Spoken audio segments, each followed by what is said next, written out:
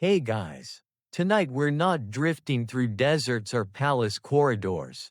We're squeezing ourselves into a steel tube, lowering it beneath the Atlantic, and pretending this is a good idea.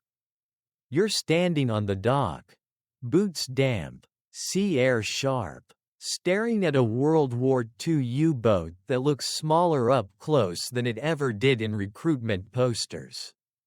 The paint is dull. The metal smells tired. Someone slaps the hull like it's a loyal horse.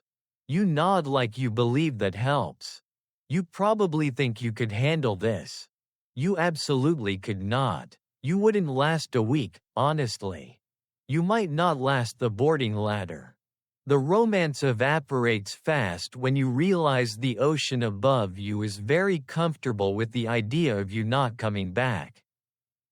So, before you get comfortable, take a moment to like the video and subscribe, but only if you genuinely enjoy what I do here. And while you're at it, drop a comment telling me where you're listening from and what time it is there. Because somewhere it's late, and someone is about to fall asleep while you're about to get very nervous. Now, dim the lights. Maybe turn on a fan for that soft background hum. And let's ease into tonight's journey together. You volunteer. That's the first mistake. Historically, many U-boat crewmen did volunteer. Drawn by pay, prestige, or the belief that submarines were safer than surface ships. Early in the war, this didn't sound unreasonable. U-boats had success. Convoys burned. Commanders became legends. You absorb all of this without dwelling on the numbers that haven't caught up yet. Some historians still debate whether early successes blinded crews to the long-term reality. But standing here with a duffel that suddenly feels too heavy, you already feel a flicker of doubt. You climb down into the boat, and the world narrows immediately. Ladders are steep, passageways are shoulder-wide, every surface is metal, every edge waiting for a knee or elbow. You learn your first unspoken rule: move carefully, or the boat will punish you. There's no grand tour, you're in the way, so you squeeze past men who have already learned how to flatten themselves into efficiency. A common historical detail shows up fast: U-boats were packed far beyond comfort. Designed for fewer men than they carried, they relied on hot bunking, where you sleep in a bed someone else just vacated. What's less well known is how little space there was even for standing still. You stop, realize you're blocking a passage. Apologize. Move. Block another passage. Apologize again. This is your cardio now. You hear the engines for the first time, diesels. Loud and confident while surfaced. The sound vibrates through your bones. It doesn't feel threatening yet. It feels busy, useful. You tell yourself you'll get used to it. You will. That's not the problem. The problem is what happens when you need silence later. Someone cracks a joke about submarines being cozy. You laugh because everyone else does. That's joke one. Joke two comes when you realize you're already sweating and you haven't left port. Joke three arrives when you spot where you'll be sleeping and notice a torpedo taking up the space where your legs might want to exist. Sleeping beside torpedoes was common. Space was space. Some historians still debate whether crews joked about it to cope or because the alternative was thinking too hard. You decide joking is cheaper. Food is loaded next: fresh bread, sausages, crates of produce stacked wherever they fit. This is the optimistic phase. Historically, early patrols started with fresh food hung from pipes and wedged into corners. What's rarely mentioned is how quickly that food turned the boat into a floating pantry experiment. You smile now. You won't later. As lines are cast off, the hatch closes overhead with a sound that's too final for comfort. The light shifts. Air changes. You feel it in your chest before you understand it. You're enclosed. Officially. The sea doesn't care that you're new. It's already working on you. You brace yourself with one hand, feeling the vibration, listening to the routine shouts, the practiced motions. This is history in motion. A well-known machine of war doing what it was built to do. And as the dock slides away, one quiet truth settles in. The U-boat doesn't need to scare you yet. It has time. You take a breath, shallow without meaning to, and the boat slips forward, carrying you toward lessons you didn't sign up for, but will learn anyway.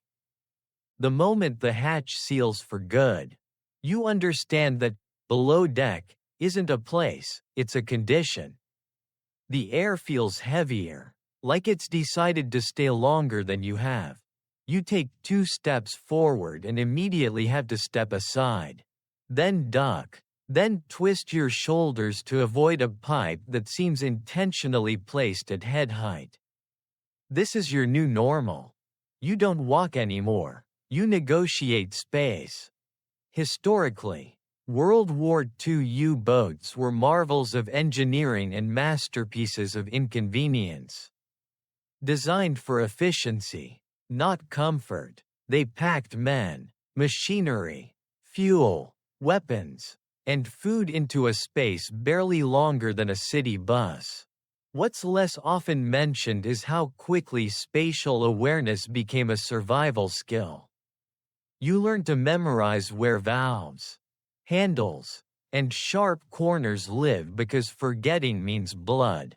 Some historians still debate whether crews adapted through training or sheer repetition. But watching yourself bruise a knee within minutes, repetition seems to be doing the work. You try to find somewhere to stand without being in the way. There isn't one. Someone passes behind you, mutters an apology that sounds more like habit than sincerity. And you realize everyone here is constantly apologizing for existing. The boat hums, vibrates, and occasionally lurches just enough to keep you alert. The floor tilts slightly, and your inner ear files a formal complaint. You're shown your assigned corner, if shown means pointed at briefly while someone else keeps moving. This is where you store your things. All of them. There is no locker. Your belongings are folded into a bag that must live wherever it fits, which is currently next to a battery casing that radiates a gentle, ominous warmth. Batteries, you're told casually, power the boat underwater. They also produce fumes. This is said without emphasis, which somehow makes it worse. A well-known historical reality sets in fast. Privacy does not exist.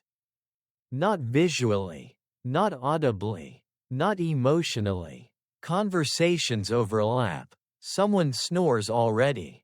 Someone else coughs in a way that suggests they always cough like that. You suddenly miss walls. Some historians still debate how long it took for new crewmen to mentally adjust to constant proximity. Judging by the tightness in your shoulders, you are not adjusting yet. You duck into the control room and immediately duck back out because someone needs to pass and you're in the way again. The boat is a choreography of near collisions performed with impressive restraint. You marvel at how few people shout. Experience has taught them shouting wastes air. Someone makes a dry comment about submarines being intimate. You exhale a laugh. That's joke number 4, and it's pulling its weight. Another joke follows when you realize the toilet is directly adjacent to somewhere people eat. This is not poor design, it's inevitable design. Some historians still debate whether this bothered crews as much as modern audiences assume. You decide. Future you will answer that question. As the boat settles into its rhythm, you begin to understand the true cost of limited space. Everything becomes shared.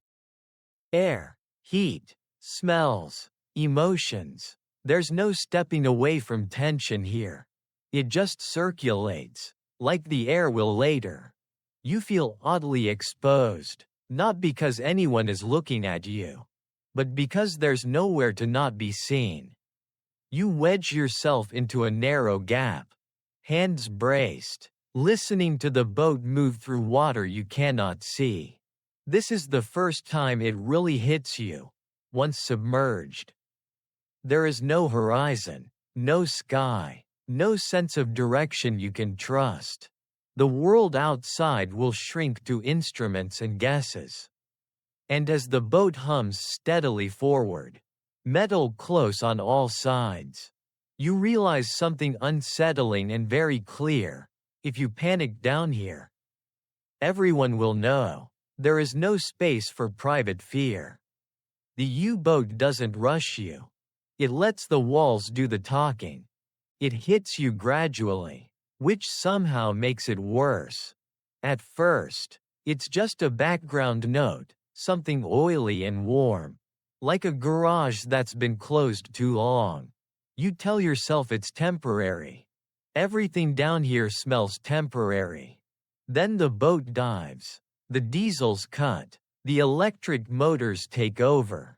And the smell settles in as if it signed a lease. Historically, U-boats were infamous for their odor.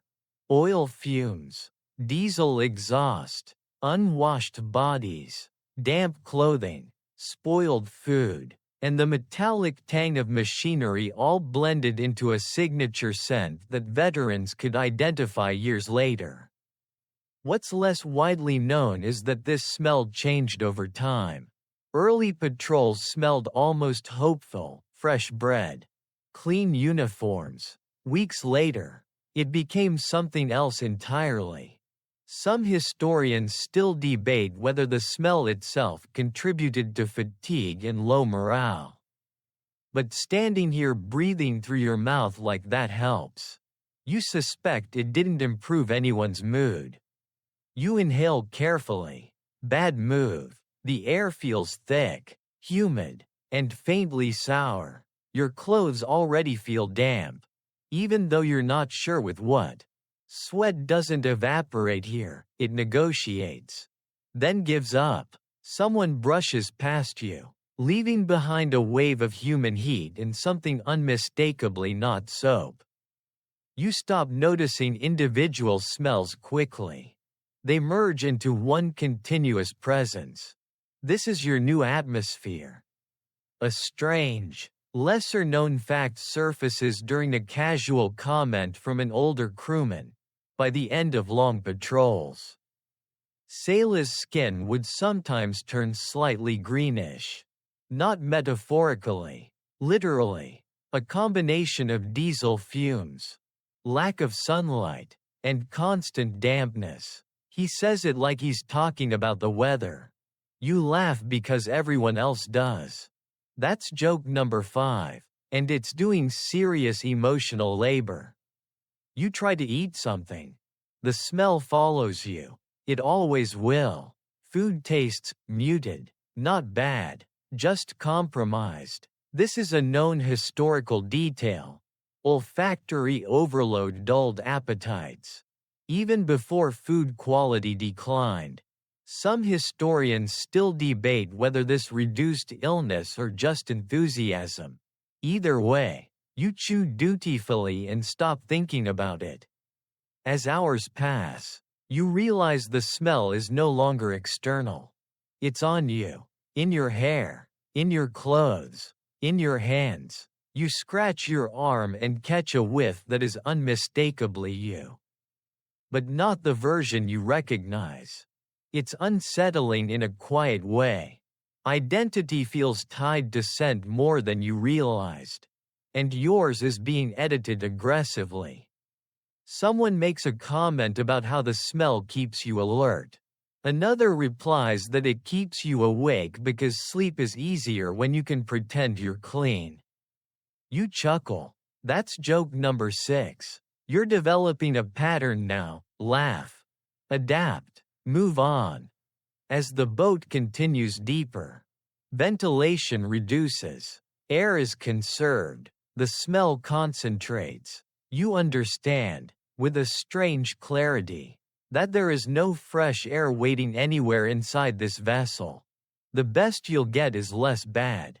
Some historians still debate how crews psychologically adapted to this sensory imprisonment. Right now, you're adapting by lowering your expectations. You close your eyes briefly and imagine wind, cold, anything moving freely. The image dissolves quickly, replaced by the steady hum of motors and the gentle creak of pressure against steel. The smell doesn't fade, it never will. And in that moment, breathing air that feels borrowed and already used, you learn a quiet truth about the U-boat. You don't escape it by getting used to it. You escape by forgetting what fresh ever felt like. You discover very quickly that sleep is not something you do, it's something you borrow. Someone else has just finished using your bunk, and it's still warm when you slide into it.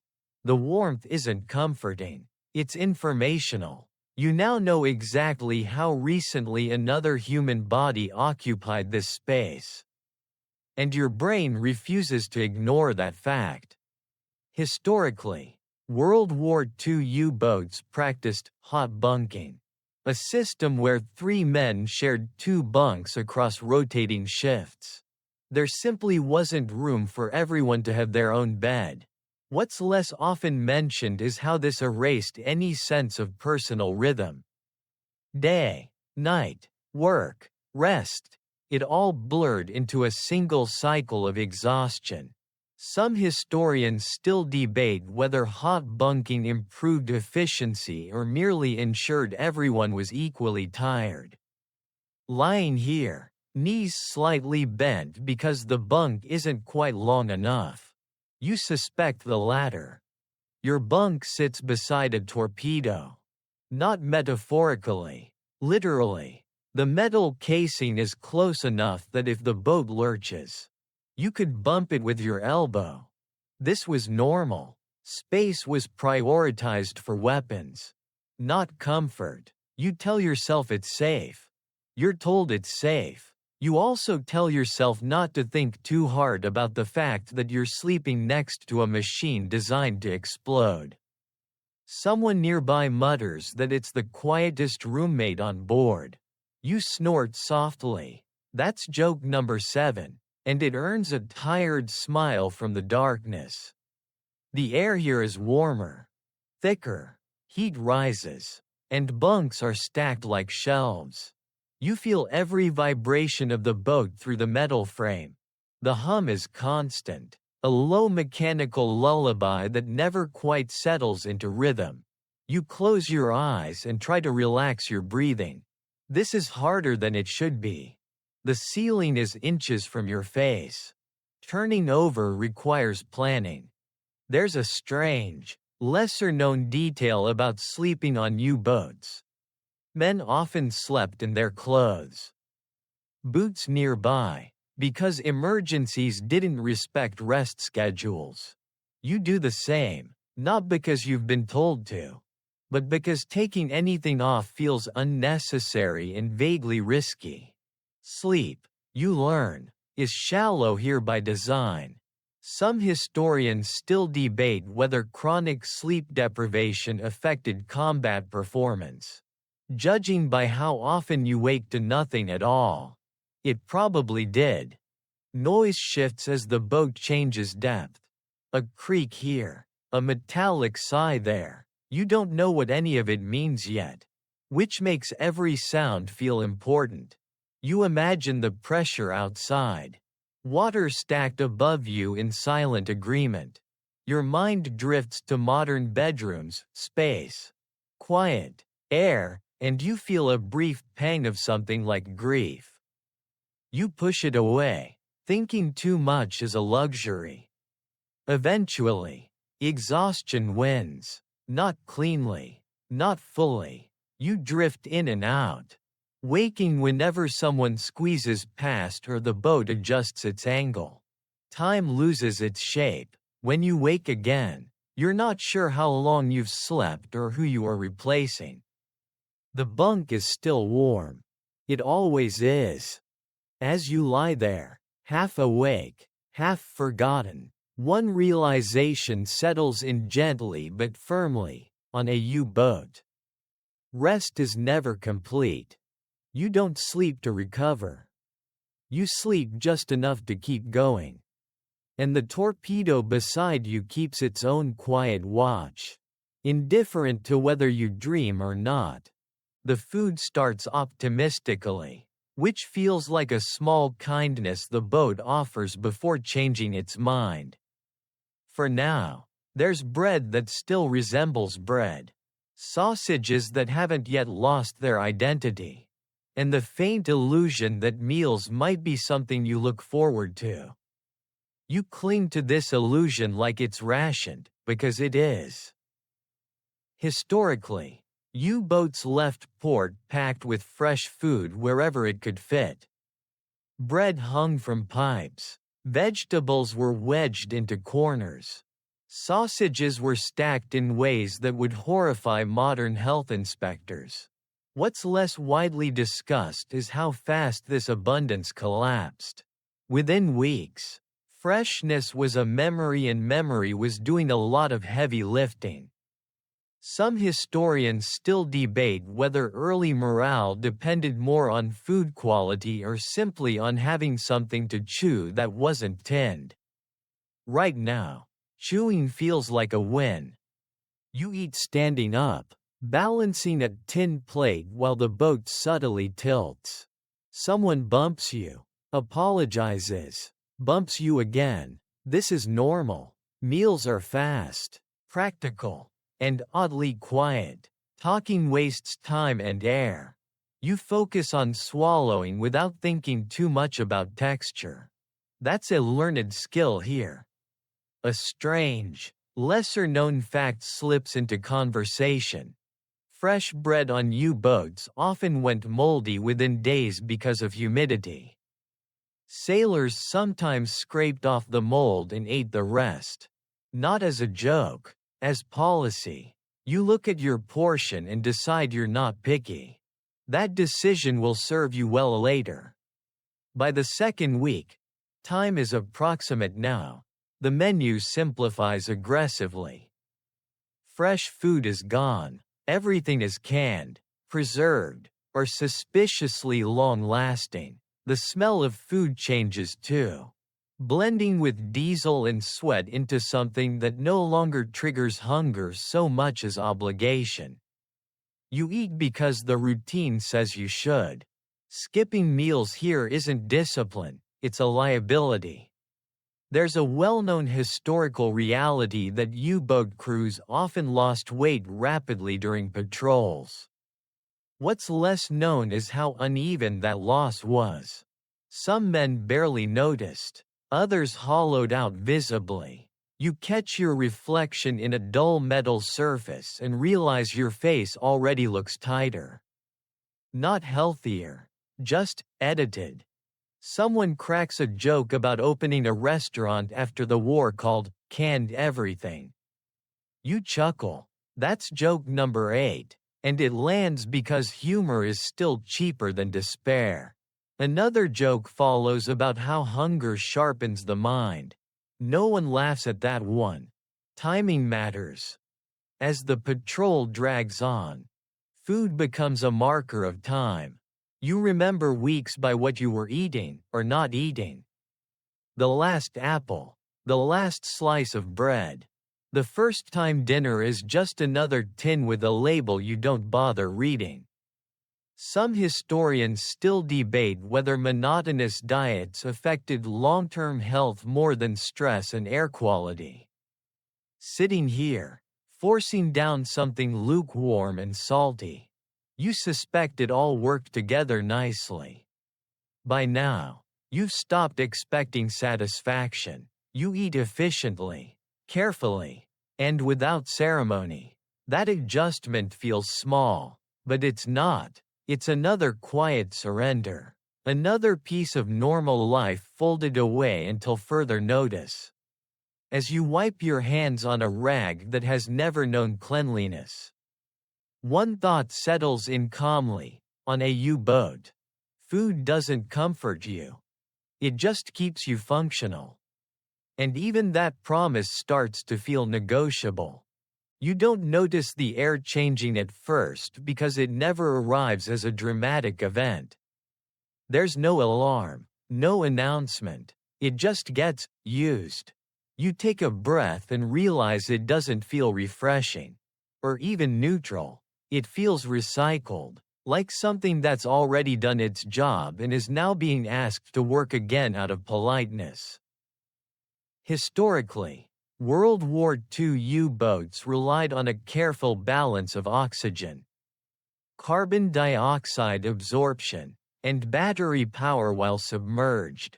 Fresh air only came from surfacing, which wasn't always possible or safe. What's less widely discussed is how quickly crews learned to ration breaths the way they rationed food. Not consciously, not officially, just instinctively. Some historians still debate whether sailors truly noticed declining oxygen levels or simply adapted until symptoms forced recognition. Judging by the slight tightness in your chest, adaptation is winning for now. The boat dives deeper, and the diesels cut out completely. Electric motors hum instead, quieter but somehow more unsettling. Silence here doesn't mean peace. It means restraint. Air is conserved, movements slow, even jokes get shorter. You realize how loud breathing sounds in close quarters and start doing it more carefully. Which is not a thought you ever expected to have. There's a strange, lesser-known detail about U-boat life. Carbon dioxide scrubbers used chemicals that sometimes gave off their own unpleasant smells. So even the solution to bad air added another layer to the problem. You catch a sharp, chalky scent and wrinkle your nose before remembering that wrinkling your nose does nothing useful. Someone mutters that the air tastes chewy today. You huff a quiet laugh.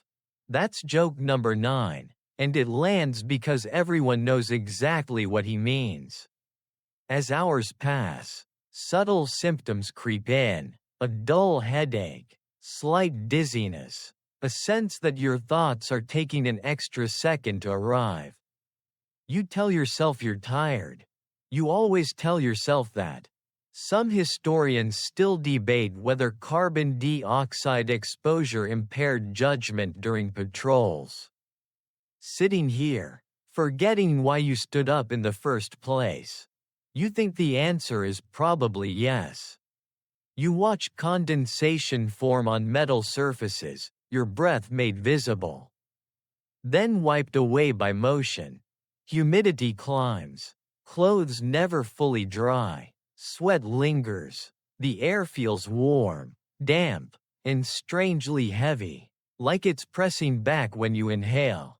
You focus on breathing evenly, because focusing gives you the illusion of control.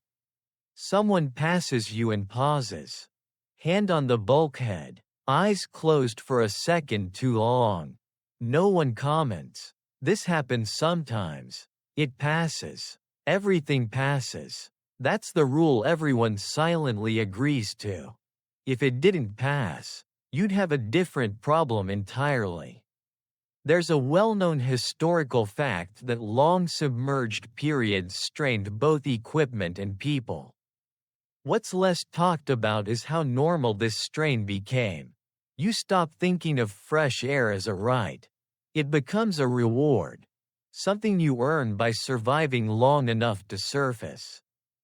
Some historians still debate whether this mindset improved morale or quietly broke it. You suspect it did both, depending on the day.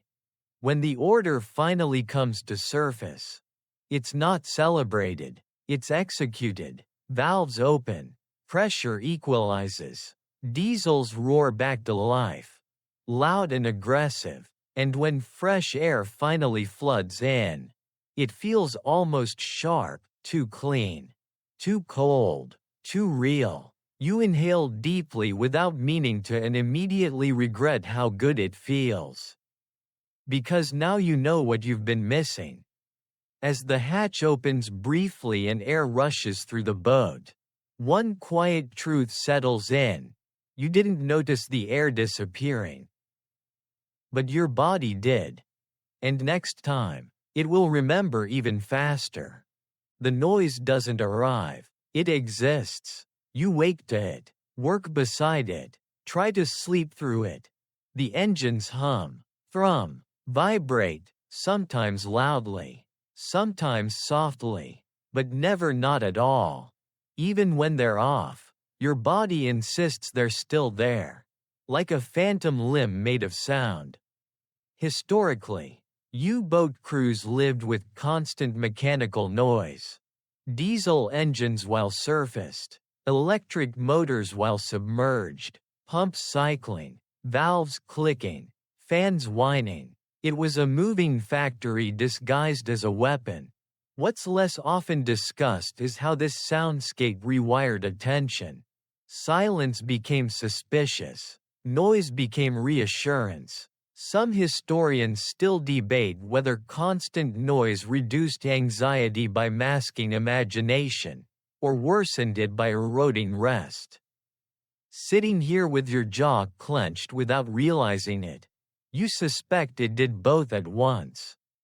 The engines vibrate through the floor, the walls, the bunks. You feel it in your teeth, in your knees, in places you didn't know could register sound. You stop noticing individual noises quickly. Instead, it becomes a single presence, an omnipresent reminder that the boat is alive only as long as machines agree to cooperate. You find yourself listening for changes rather than sounds. A pitch shift, a pause, a rhythm that doesn't belong. This is how anxiety disguises itself as professionalism. There's a strange, lesser-known detail about U-boat acoustics. Experienced crewmen could identify problems purely by sound. A bearing wearing down, a misaligned shaft, a pump pulling air. You're nowhere near that level. But your body still reacts to unfamiliar noises with immediate alertness. Your heart rate spikes before your brain catches up. Someone nearby raises an eyebrow, listens for half a second, then relaxes. You copy them. That's not learning, it's survival mimicry. The irony becomes clear during silent running. When the order comes, engines drop to the bare minimum. No talking, no unnecessary movement. Even breathing feels like it should submit a request first. Historically, silent running was used to avoid detection by enemy sonar, especially during depth charge attacks. What's less obvious is how terrifying quiet becomes when noise has been your constant companion. Some historians still debate whether silent running was more psychologically taxing than bombardment. Sitting here, straining to hear nothing, you think that might be true. In the silence, every small sound explodes in importance. A dropped tool would feel like a crime. A cough becomes an event. Someone's stomach growls, and you wonder absurdly if the ocean can hear hunger. You clamp down on a laugh. That would be unacceptable. This is not a place for humor. You file that away, then retrieve it immediately when someone later whispers that the boat sounds like it's holding its breath. You smirk despite yourself. That's joke number 10. and it almost gets you in trouble. Your ears ring after long stretches. Not painfully, just enough to remind you that your senses are being asked to work overtime. Sleep doesn't help. The noise follows you into dreams, where it transforms into engines that never quite start or alarms that never quite sound. You wake with your muscles already tense, as if you've been listening all night instead of resting. Some historians still debate whether chronic noise exposure impaired long-term hearing among submariners. Judging by how often you ask people to repeat themselves now, you suspect yes. During maintenance checks, the noise becomes intimate. You're inches from moving parts. Watching grease-coated hands adjust components that keep you alive. You realize something unsettling. You trust these sounds more than explanations. When someone says, "It's fine," you listen for confirmation rather than believing the words. The boat has trained you well. A lesser-known historical fact surfaces during a casual remark. Some U-boat crews played music when possible. Not for entertainment, but to mask the mechanical noise enough to rest. You imagine that music layered over engines layered over water, and feel oddly comforted. Then the music stops, because power is needed elsewhere, and the engines reclaim their space. The boat always wins. As hours pass, the noise becomes part of your internal clock. Louder means surface, softer means depth, a sudden change means attention. You don't know when this happened, but you now orient yourself by sound more than sight. It's efficient. It's also unsettling. Modern life has taught you to seek quiet to relax. The U-boat teaches you to fear it. Someone jokes, too loudly, about how peaceful it must be on the ocean floor. The joke lands poorly. Timing matters. Still, you manage a careful smile. That's joke number 11, and it's walking a fine line. Humor here is like volume control, useful, but dangerous if misjudged. By the end of the day, your head aches, not sharply, but persistently. The noise hasn't increased. You've just stopped being able to filter it. You rub your temples and feel vibration even there. The boat creaks softly as it adjusts depth, metal responding to pressure with small, tired sounds. You listen automatically, cataloging them without meaning to. And that's when it hits you, not with panic, but with clarity. The noise isn't just background. It's reassurance. It's warning. It's the boat speaking. And if it ever stops speaking entirely, there won't be time to miss it. You settle into your corner, breathing in air that tastes like metal and effort, listening to the engines sing their endless, mechanical lullaby. The sound carries you forward, whether you want it to or not. Tomorrow, you'll learn what it means when the noise disappears on purpose. You reach the point where the idea of a shower becomes abstract. Not impossible, just theoretical. Like faster than light travel or personal space. Water exists on the U-boat, of course. It's just not for you. It's for engines, batteries, emergencies. Your body, meanwhile, is expected to cope. Historically, World War II U-boats did not have showers in any meaningful sense. Fresh water was precious and tightly rationed, reserved for drinking and critical systems. Sailors cleaned themselves with damp cloths when possible, which was not often. What's less widely discussed is how quickly standards shifted. After a few weeks, clean meant not actively offensive. Some historians still debate whether this rapid adaptation helped morale or quietly degraded it. judging by how relieved you feel after wiping your face with a barely damp rag. Adaptation is doing most of the work. You try to remember the last time you felt properly clean.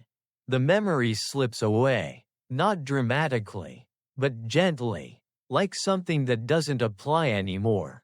Your skin feels perpetually tacky. Salt, sweat, oil, layers you can't fully remove, only redistribute. You scratch an itch and realize your fingernails are permanently dark. You stop looking at them. Visual denial is a strategy. There's a strange, lesser-known fact about U-boat hygiene that surfaces during a quiet conversation. Sailors sometimes used alcohol, if any was available, to clean wounds or skin. Not because it was ideal, but because it evaporated and killed something. You filed this away under facts I hope remain academic. Someone jokes that at least the ocean can't judge your smell from down here. You exhale a laugh. That's joke number 12, and it's carrying its share. Clothes don't help. You wear the same set day after day. Because changing into another equally damp set feels pointless. Laundry is not a concept that fits inside a steel tube. Fabric absorbs the boat the way a sponge absorbs water. You smell like the engines, like the food, like everyone else. Individual identity dissolves into a collective scent profile. Some historians still debate whether this loss of individuality strengthened unit cohesion. You suspect it mostly removed the option to care. Your skin reacts. Rashes appear. Small cuts linger longer than they should. The air is humid. The surfaces are unforgiving. And everything you touch has been touched by dozens of people before you. You learn to ignore minor discomfort because acknowledging it doesn't improve the situation. This is another quiet rule of the boat, if it's not immediately dangerous. Its background. A well-known historical reality is that U-boat crews frequently dealt with skin infections and fungal issues. What's less known is how casually these were treated, because they had to be. Medical supplies were limited. Doctors were rare. You clean what you can, wrap what needs wrapping, and move on. Some historians still debate whether these conditions significantly affected combat readiness. Sitting here, scratching at an itch that refuses to resolve. You think they probably did. Just not enough to matter to command. You pass the toilet, and immediately wish you hadn't. It's a marvel of engineering and patience, requiring specific procedures to operate safely. You've already been warned not to improvise. The smell here is layered, complex, educational. You learn to time your visits carefully.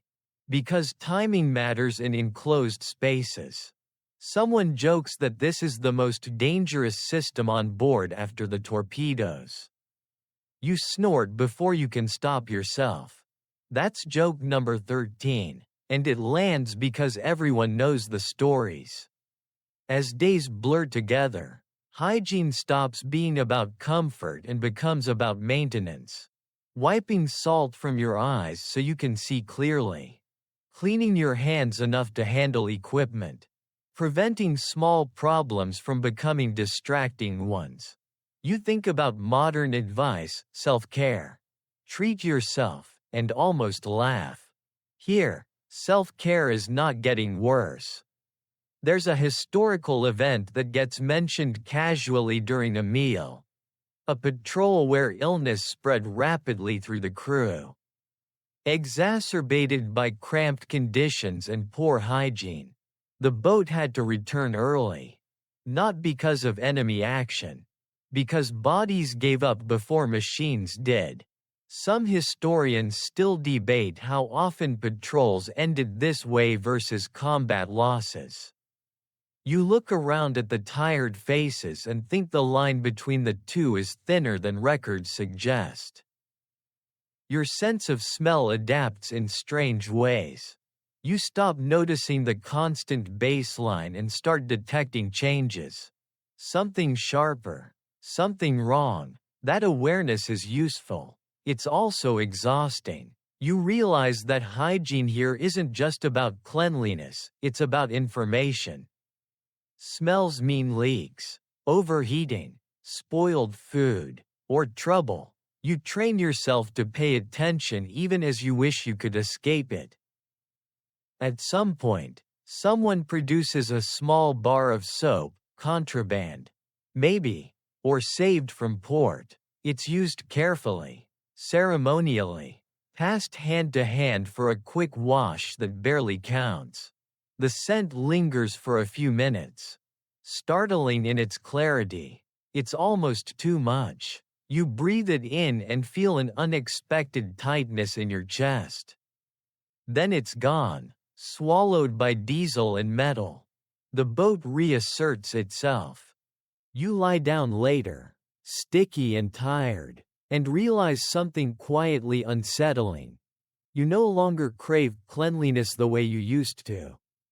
You crave less discomfort, less friction, less awareness of your own body. That shift feels important, though you can't quite articulate why.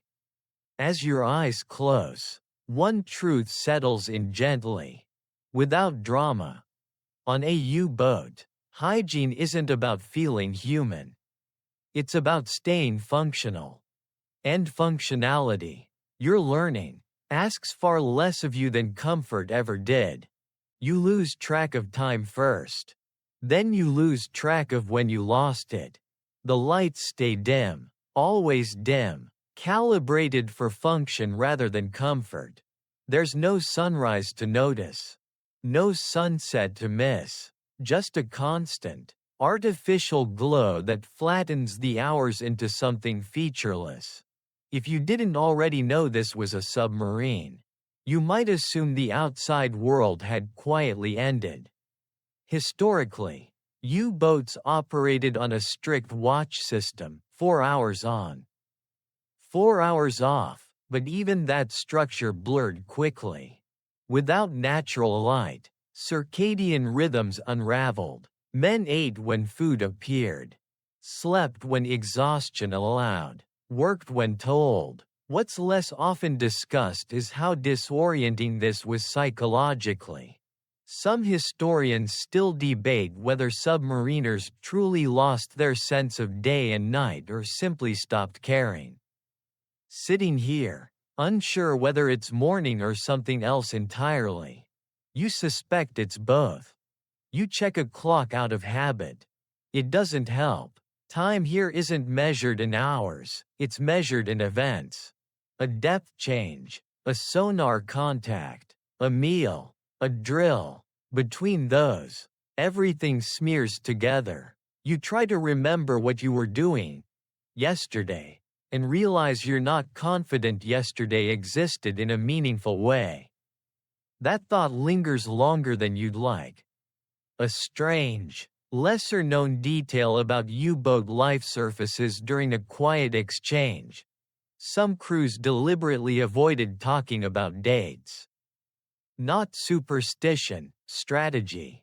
Dates reminded you how long you'd been gone, how far you were from anything resembling normal life. You decide not to ask what day it is. That feels like self-preservation. The darkness does something subtle to your thoughts. They slow, stretch, then loop. You catch yourself replaying small moments, conversations, jokes, mistakes, over and over. There's nothing new to interrupt them. Modern distractions don't exist here. No screens, no scrolling, just memory and anticipation sharing a cramped space. Someone jokes that the boat is excellent for reflection. You huff quietly. That's joke number 14, and it's doing its best. You notice changes in how people speak. Voices soften, Words get shorter. Silence becomes the default rather than the pause between sounds. This isn't discipline, it's conservation. Talking takes effort. Listening takes more. Some historians still debate whether prolonged darkness increased introspection or simply dulled emotional range. Watching faces settle into neutral expressions. You think dulling is the safer bet. During a brief surfaced moment, light spills in through the open hatch like something alive. It's shocking, too bright, too real. Your eyes sting. You blink rapidly, embarrassed by how much it affects you. The hatch closes again, and darkness reclaims its territory instantly. Without apology, you miss the light in a way that feels disproportionate, like missing a person you barely knew. Back below, the boat resumes its quiet rhythm. You find yourself counting small things, steps between compartments, breaths during silent running, minutes until the next task. Counting creates the illusion of structure. You cling to it. Some historians still debate whether sailors invented personal rituals to anchor themselves in time. You're pretty sure you're watching one form in real time. Sleep comes when it wants to. You wake unsure how long you've been out. The engines sound the same. The light looks the same. For a moment, just a moment, you don't know where you are. Then the smell, the vibration, the low ceiling remind you. The realization is automatic now. Efficient, almost gentle. As you lie there, staring at dim metal inches from your face, one understanding settles in quietly. On a U-boat, darkness isn't just the absence of light. It's the absence of markers. And without markers, time doesn't move forward. It just circulates. Tomorrow, or whatever comes next, the darkness will still be waiting. Unchanged, patient, and very good at its job. The order comes quietly, which is how you know it matters. Silent running, two words that flatten the boat's mood instantly. Movements slow, voices vanish, even the air feels like it's been asked to behave. You become acutely aware of every part of your body that might betray you, your boots, your joints, your breathing, your stomach's deeply inconvenient sense of timing. Historically, silent running was a standard U-boat tactic when enemy escorts were nearby. Engines dropped to minimal power. Non-essential systems shut down. Anything that could make noise was treated like a liability. What's less often discussed is how this transformed fear. During loud moments, fear had competition. During silence, it didn't. Some historians still debate whether silent running increased survival rates more through stealth or through forcing discipline. Sitting here, motionless by instruction, you think discipline is doing the heavy lifting. The silence is not peaceful.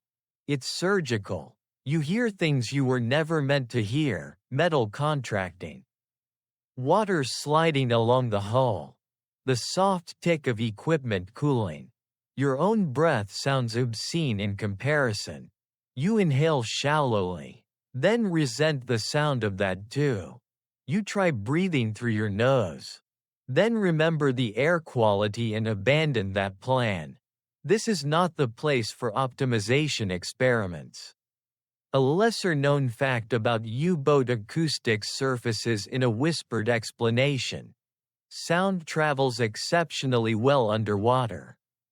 Enemy hydrophones can pick up vibrations you'd never think about, footsteps, dropped tools, even careless conversation. You freeze, suddenly convinced that thinking too loudly might be detectable. That's not rational, but rationality has limited jurisdiction here. Minutes stretch. You don't know how many. Timekeeping feels inappropriate in this state, like checking a watch during a held breath. Someone shifts weight too quickly, and the sound ricochets through the boat like a minor offense. No one reacts outwardly. Internally, everyone does. You feel your pulse in your ears and worry that, somehow, that too is a noise. There's a small, cruel irony you notice now. The engines that made life unbearable earlier are the same engines you miss desperately in this moment. Noise meant normalcy. Silence means vulnerability. Some historians still debate whether submariners preferred depth charge attacks over prolonged silent running. You can see why. At least explosions resolve uncertainty. Silence just marinates it.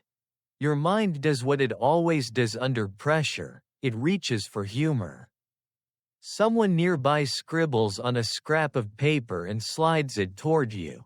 If the ocean hears us. It's very judgmental. You suppress a smile so hard it almost hurts. That's joke number 15, and it nearly commits a war crime. You slide the paper back with a careful nod. The wait continues. Muscles ache from holding still. Your neck stiffens. Your foot falls asleep in a way that feels dangerously loud. You will it back to life through sheer resentment.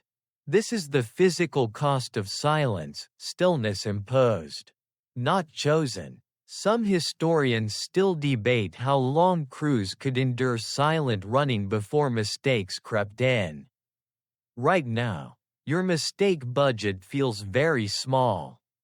Then, without warning, the engines resume. Not loudly, just enough. The hum returns like a friend you didn't realize you needed. Air circulates. Shoulders drop. Someone exhales audibly and immediately looks guilty for it.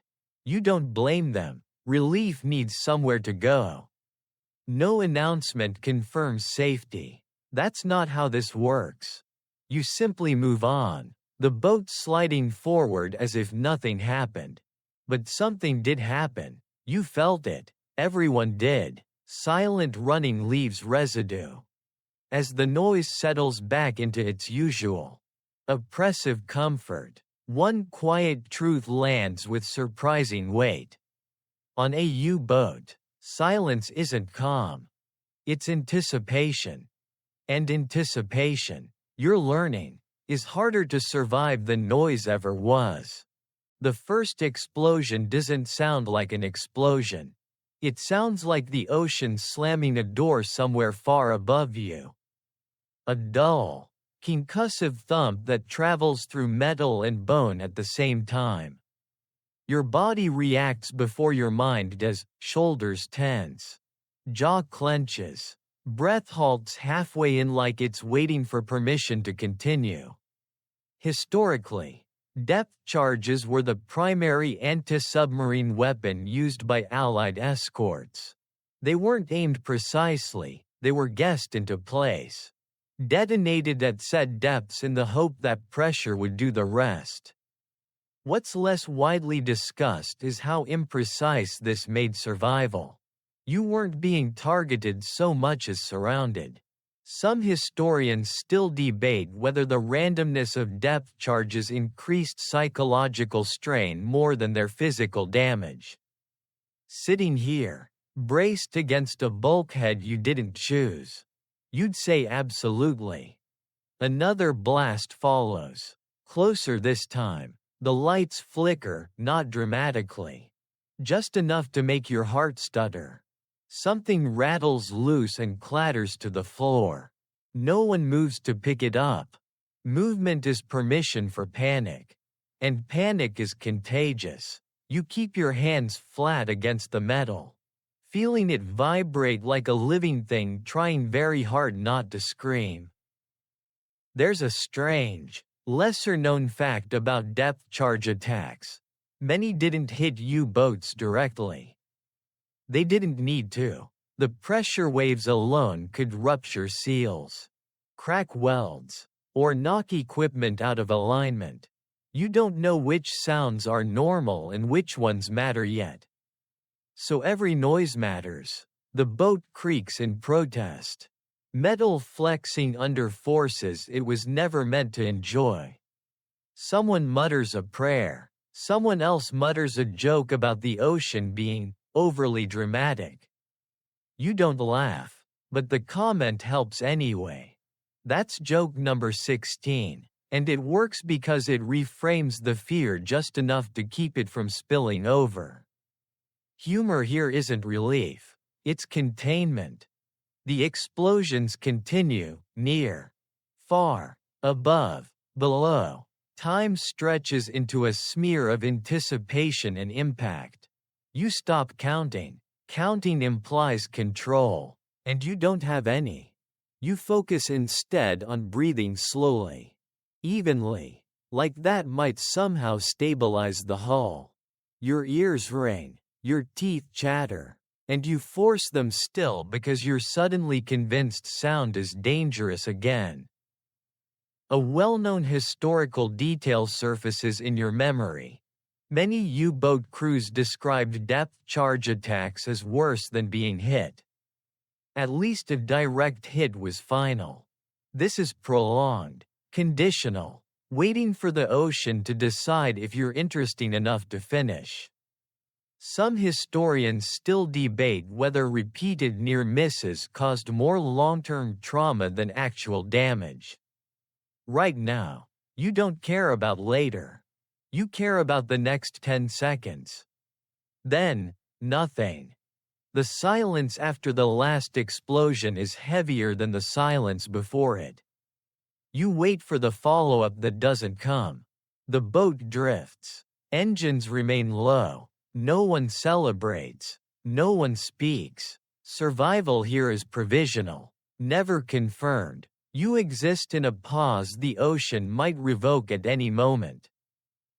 Eventually, slowly, systems are checked. Whispers replace silence. A report passes hand to hand, minor leaks. Nothing critical, yet is doing a lot of work. You unclench your hands and realize your palms are sore from gripping metal too hard. Your heart rate doesn't return to normal. It doesn't know what normal is anymore. As the U-boat eases away from danger, you sink down where you stand, knees weak, head buzzing. This wasn't combat in the heroic sense. There was no action for you to take, no skill to apply. You survived by being quiet and lucky. That realization settles in uncomfortably. And as the engines gradually reclaim their space, one thought lodges itself deep and stubborn. On a U-boat, you don't fight the enemy most of the time. You wait to see if they get bored of trying to kill you. And waiting, you're learning, takes more out of you than any explosion ever could. After the explosions fade, nothing replaces them. That's the problem. The boat doesn't relax, it holds. You feel it in the way people move carefully. In the way orders are delivered with fewer words than usual. The danger hasn't passed, it's just stepped out of the room for a moment. You don't know if it plans to come back.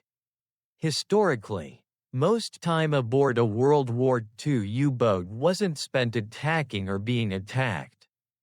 It was spent waiting to spot a convoy, waiting for batteries to recharge, waiting for sonar contacts to resolve into something real or fade into nothing. What's less often acknowledged is how mentally exhausting this waiting was. Some historians still debate whether the long stretches of inactivity were more damaging to morale than combat itself.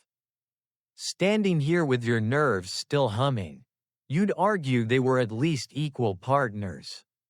You try to settle back into routine, but routine feels fragile now. Every small sound drags your attention toward it. A valve clicks and your stomach tightens. Someone coughs and you flinch before logic catches up. Your body learned something during the depth charge attack, and it's not interested in unlearning it anytime soon. There's a strange, lesser-known detail about post-attack behavior. Crews often grew quieter, not louder. Adrenaline drained away, leaving behind a kind of emotional vacuum. You feel it now, flatness where fear used to be. You're not calm, you're emptied. Someone attempts a joke and abandons it halfway through, as if realizing it doesn't belong yet. That almost joke still counts. Let's call it joke number 17. A brave effort that retreats with dignity. The air feels worse again. Partly because systems were shut down during the attack. CO2 creeps back up. Your head throbs dully, and you rub your temples without realizing you're doing it. No one comments. Everyone has their own small discomfort to manage. This is another quiet rule of the boat. Personal suffering is expected to be handled privately unless it becomes inconvenient. Hours pass, or maybe minutes. Time is unreliable now. You're given a task, simple, mechanical, and you're grateful for it. Activity is grounding. Doing something, anything, feels like proof that you're still part of the world and not just cargo waiting to be written off. Some historians still debate whether busywork after combat was intentionally assigned to stabilize crews. If it was, it's working on you. You think about the surface without picturing it clearly. Blue sky feels fictional. Wind feels exaggerated. The ocean above you is no longer scenery, it's mass.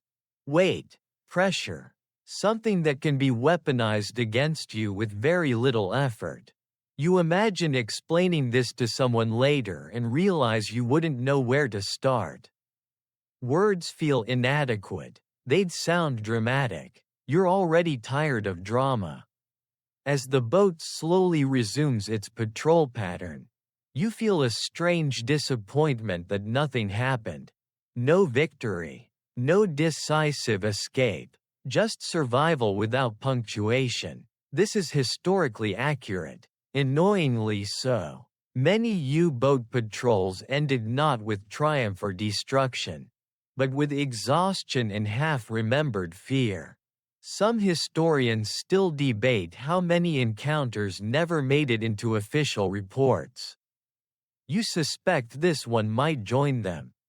When you finally lie down again, if lie down means folding yourself into a warm bunk that still smells like someone else, you don't fall asleep immediately. Your mind keeps replaying the dull thumps, the creaks, the waiting. You try counting breaths. You lose count. You try not counting. That doesn't help either. Eventually, sleep arrives, not as rest, but as surrender. And as consciousness fades, one quiet understanding settles in, heavy but clear. On a U-boat, survival isn't about bravery. It's about enduring the empty space after fear.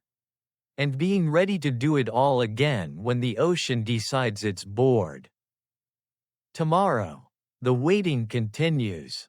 The space hasn't changed, but you have. That's how you know something is wrong. Corridors feel narrower than they did yesterday. Yesterday being a flexible concept now, and the ceiling seems a little lower. Like it's inching closer while you're not looking. You bump your shoulder on a pipe you've passed 100 times. It hurts more than it should. Or maybe you're just noticing it more. Claustrophobia doesn't arrive dramatically on a U-boat. It doesn't kick down the door and announce itself. It seeps in quietly, disguised as irritation, as restlessness, as the sudden, irrational urge to stand somewhere you cannot stand. Historically, Submariners rarely used the word claustrophobia while on patrol. What's less often mentioned is how frequently they described nerves, tension, or needing air instead. Some historians still debate whether this was denial or adaptation. Right now, it feels like both shaking hands. You catch yourself snapping at someone for being in your way.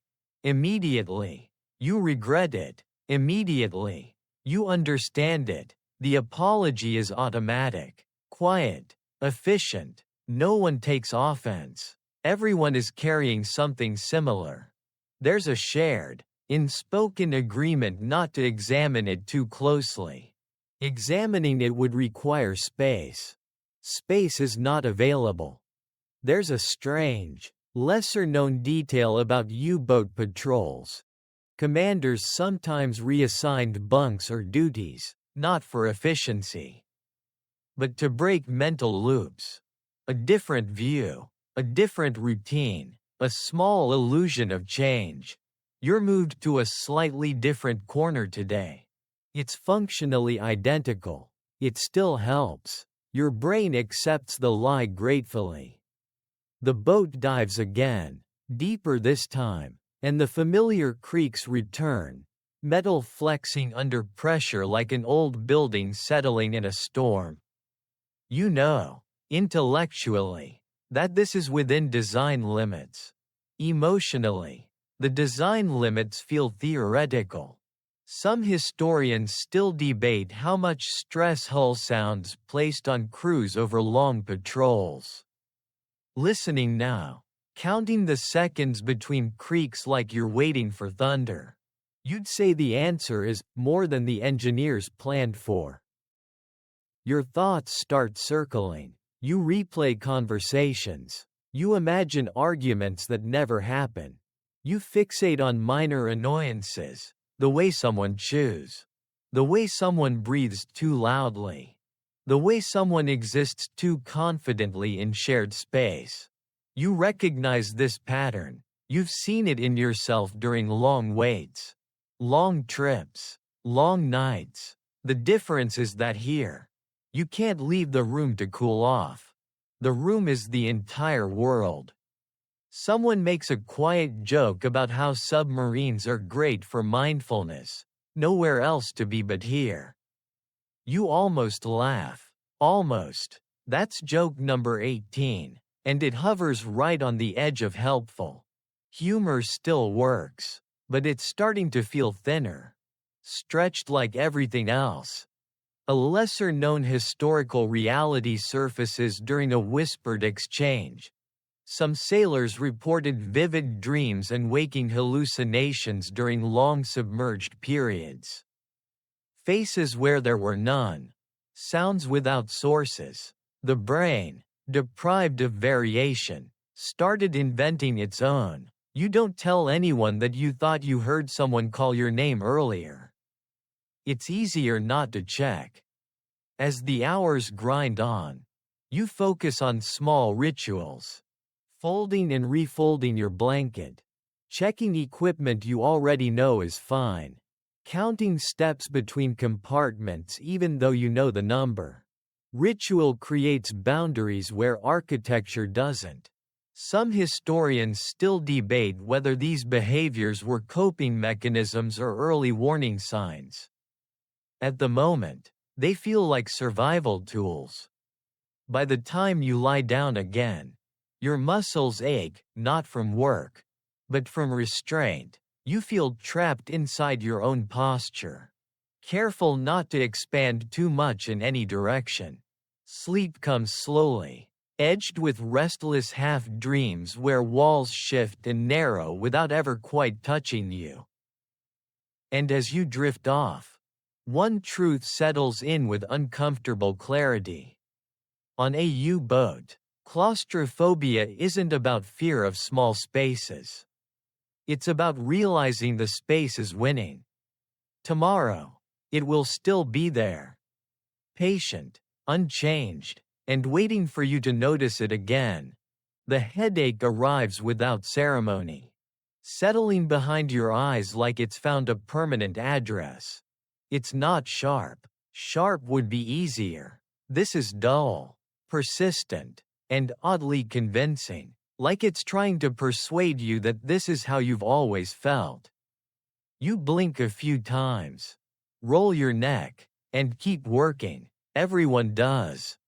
Historically, elevated carbon dioxide levels were a constant problem aboard World War II U-boats. When submerged, exhaled air accumulated faster than scrubbers could fully compensate, especially on long patrols. What's less commonly discussed is how subtle the symptoms were at first: headaches, fatigue, irritability, poor concentration. You don't panic, you don't even complain, you just feel off. Some historians still debate whether crews recognized carbon dioxide buildup as a problem or simply accepted it as part of the job. Right now, acceptance is winning. You notice the fog in your thinking before you notice the pain. Tasks take longer to line up in your head. Instructions need repeating, not out loud.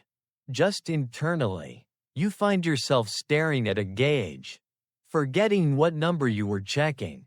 You shake your head slightly, annoyed with yourself. Annoyance is easier than concern. There's a strange, lesser-known detail about carbon dioxide exposure. It can make anxiety feel rational. Your heart rate increases. Your chest feels tight. Your thoughts lean toward worst-case scenarios without asking permission. You attribute it to stress.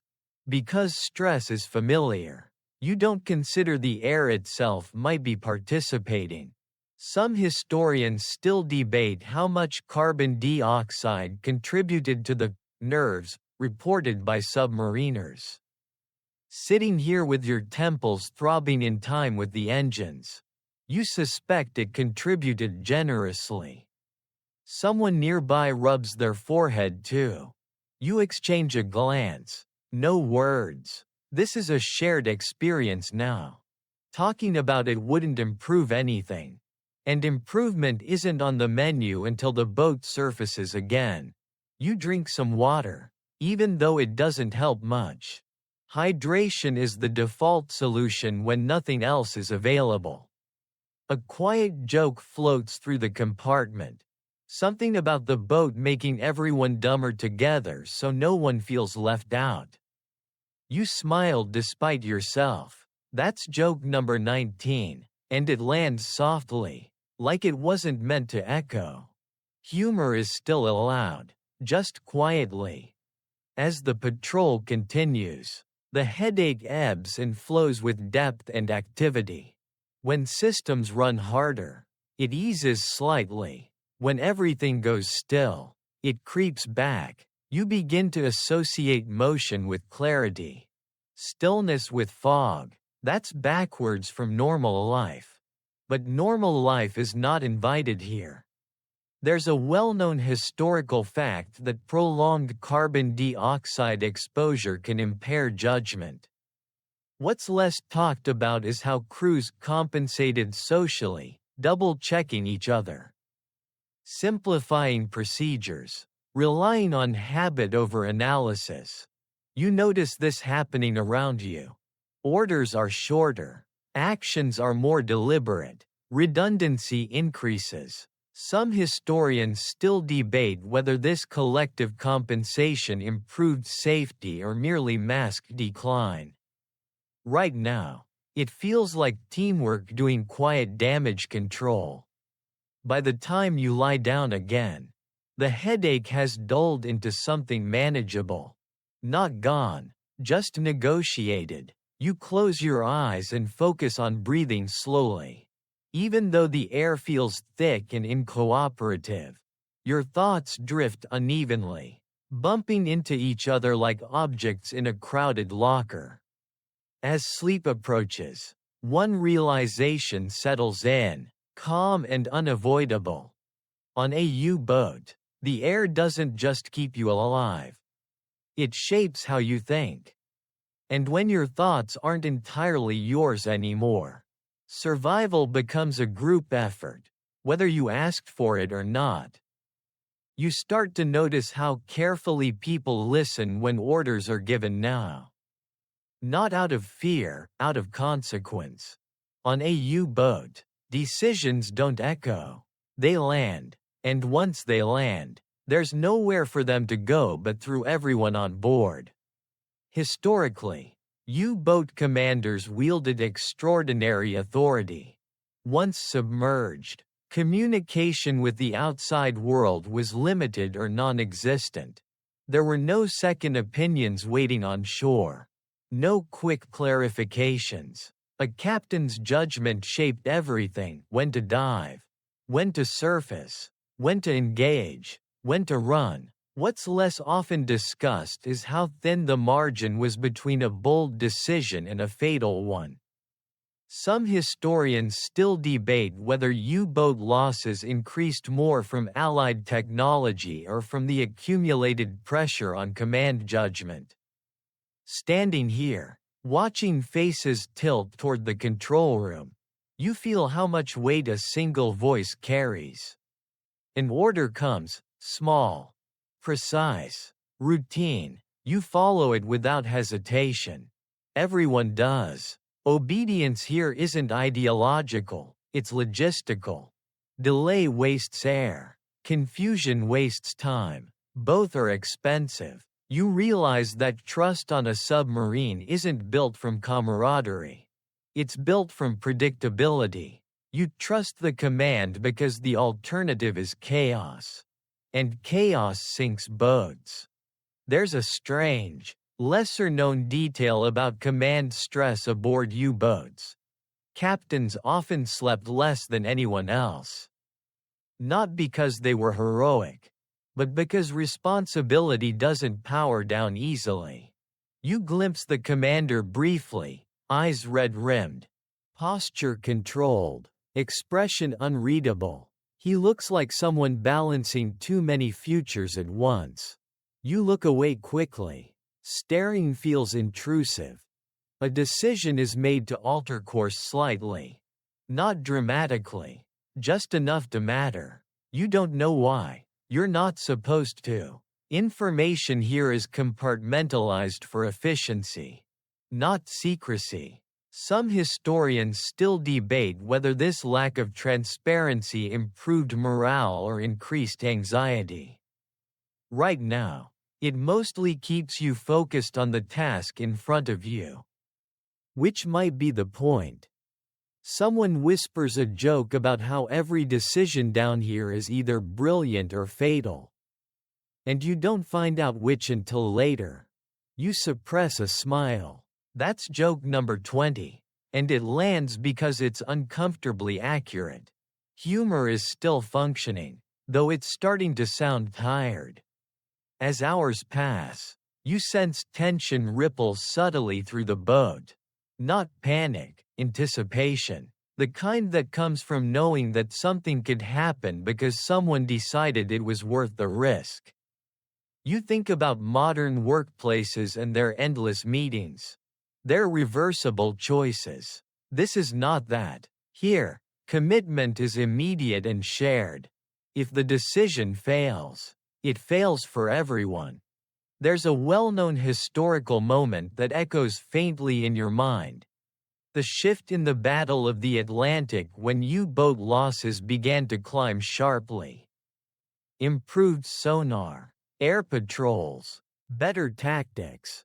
Some historians still debate whether command aggressiveness adapted too slowly to these changes.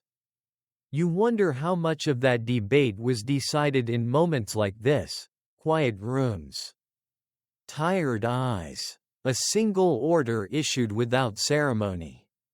Eventually, the tension eases. The boat continues. No alarms, no sudden violence. The decision passes into history without comment. You exhale without realizing you were holding your breath. Survival, once again, arrives without celebration. When you lie down later, The hum of engines feels heavier, not louder. Just weighted with implication. You think about how many lives hinge on decisions you'll never make. Orders you'll never give. It's oddly comforting and deeply unsettling at the same time. As sleep edges in, one thought settles with steady clarity. On a U-boat, leadership isn't about inspiration. It's about choosing a direction and accepting that everyone else will share the outcome. And tonight, you're still sharing it. Which means the decision worked. The ocean doesn't announce when it changes its mind. One moment, you're hunting, listening, calculating, imagining silhouettes on a plotting table. The next, you're the thing being listened for. The shift is subtle but absolute. Like realizing mid-conversation that the room has been watching you the whole time. Historically, the Battle of the Atlantic turned when Allied forces stopped reacting to U-boats and started anticipating them. Improved sonar, radar, aircraft patrols, and coordinated escorts meant the hunter was increasingly hunted.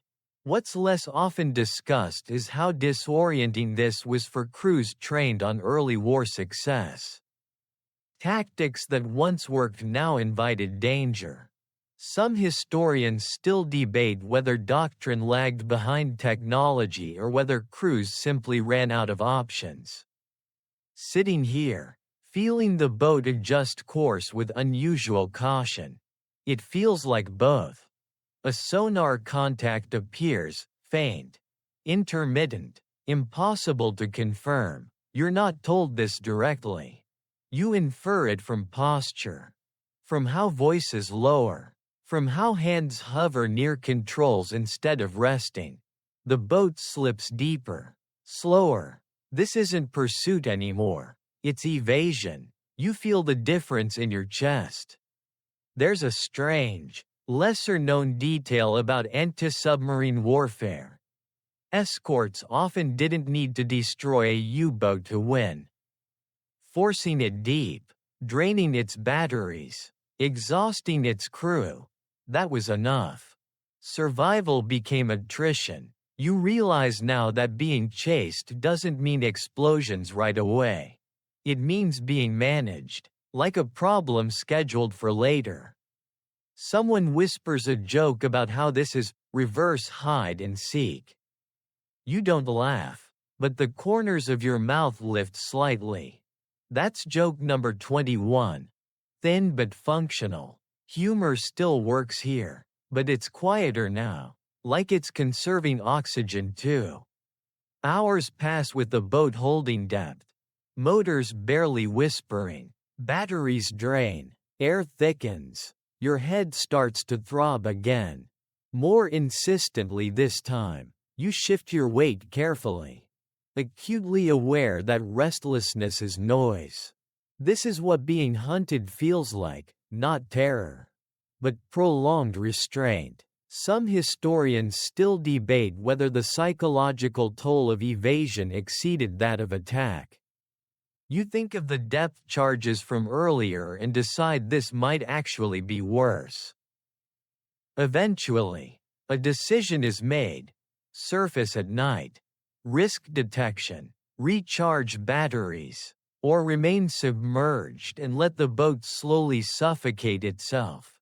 You don't hear the debate, but you feel its outcome in the slight change of angle. The subtle increase in readiness. Risk has been chosen because the alternative was worse. This is another quiet truth of submarine warfare. Danger is relative, not optional. When the boat finally surfaces, briefly, carefully, night air rushes in like a shock. It's cold, sharp, almost painful in its freshness. You breathe deeply before remembering not to. Then breathe anyway because instinct wins. Above you, the sky exists again, black, wide, indifferent. You glimpse it only for seconds before the hatch closes and darkness reclaims you. As the U-boat slips back under, you feel a strange mix of relief and disappointment. You survived being hunted today. That doesn't mean you're safe tomorrow. The roles can reverse again without notice. You lie down later, muscles tight, thoughts restless, listening to the engines hum with restrained urgency. And as sleep finally edges in, one understanding settles in, steady and unavoidable. On a U-boat, the moment you realize you're the target is the moment you stop imagining victory. From here on out, survival is the only objective, and even that is negotiable. You stop trusting the boat the way you did at the beginning. Not because it's failed you, but because you now understand how many ways it could. Every system hums with conditional loyalty. It works as long as nothing goes wrong. And nothing goes wrong right up until it does. Historically, mechanical failure was one of the most common threats aboard World War II U-boats. Rivaling enemy action, valves jammed, pumps failed, batteries overheated. A single malfunction could cascade through the boat with frightening speed. What's less often emphasized is how vulnerable submarines were to minor problems. A stuck hatch, a faulty gauge, a loose seal. Some historians still debate whether equipment failures claimed more boats than direct attacks. Watching a mechanic frown at a panel that refuses to behave, you start to think the machines deserve more credit than the enemy. You're nearby when something small goes wrong. Not dramatic, not cinematic. A pump hesitates. Just for a second. It's enough to change the air in the room. Conversations stop. Bodies lean in. Hands move with rehearsed calm. The pump starts again, reluctantly, like it's been reminded of its responsibilities. No one celebrates. That would be tempting fate. There's a strange, lesser-known detail about U-boat engineering. Redundancy was limited by space. There often wasn't a backup for the backup. Crews compensated with ingenuity, patches, improvisation, and a deep, uncomfortable familiarity with every sound and vibration. You watch someone tighten a bolt that's been tightened 100 times before and wonder how many of those times mattered. Some historians still debate whether German engineering was overconfident or simply constrained by necessity. Standing here, it feels like necessity won a long time ago. The fear here isn't explosive. It's anticipatory. You imagine scenarios without meaning to. Fire below deck, battery gas ignition, flooding in a compartment with no quick fix. You don't dwell on them. Dwelling wastes energy. But they line up in your thoughts like options you didn't ask to review. This is how the boat teaches you humility. By reminding you how thin the line is between function and catastrophe. Someone mutters a joke about how submarines are just machines desperately pretending to be boats. You allow yourself a small smile. That's joke number 22. And it lands because everyone knows the truth hiding inside it. Humor here is a pressure valve. You use it sparingly. As the patrol continues, you notice how often systems are checked, rechecked, and quietly monitored. This isn't paranoia, it's experience. Crews who survived long patrols developed rituals around maintenance, not superstition. But respect. Some historians still debate whether these habits improved outcomes or simply gave sailors something to control. Right now, control feels priceless. Later, when you lie down, the hum of the engine sounds slightly different. You don't know why. It might be nothing. It might be something. You tell yourself you'll know in time. That's not comforting. It's just honest. As sleep creeps in, one realization settles gently but firmly. On a U-boat, you're not protected by technology. You're tolerated by it. And every hour it continues to work is not a guarantee. It's a favor. The boat sinks a little deeper than before. And you feel it, not as motion, but as pressure with intent. The hull answers with a long, low creak, the kind that sounds like metal remembering something unpleasant. You don't ask how deep you are. Depth has become a sensitive topic.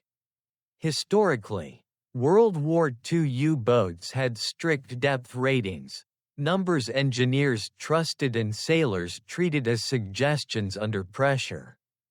As Allied tactics improved, commanders often pushed boats beyond their designed limits to evade detection. What's less widely discussed is how often these limits were tested gradually. Not dramatically, a few meters deeper, then a few more. Some historians still debate whether most boats failed catastrophically or simply accumulated invisible damage until they didn't come back.